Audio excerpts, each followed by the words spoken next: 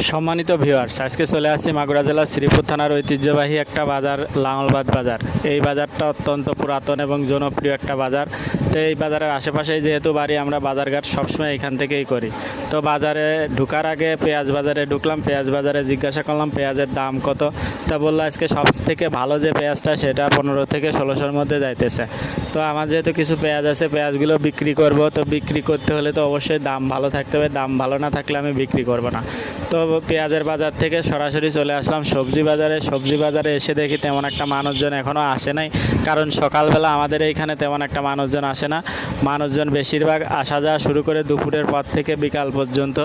তো যেহেতু একটু আকাশে মেঘলাও আছে, মানুষজন ওইভাবে এখনও আসে নাই। তো আশা করতেছি যে মানুষজন প্রচুর আসবে এখানে, যেহেতু পুরাতন বাজার আর অনেক দূর দূরান্ত থেকে মানুষ এসে এইখানে বাজার করে। তো আমি এইখান থেকে কাঁচা শাকসবজি কেনার পরে চলে গেলাম কিছু মাংস কেনার জন্য। তো মাংস বলেন, সবজি বলেন, সব কিছু এইখানে টাটকা পাওয়া যায়। ধন্যবাদ সবাইকে, দেখা হবে নতুন একটা ভিডিওতে। আল্লাহ হাফেজ।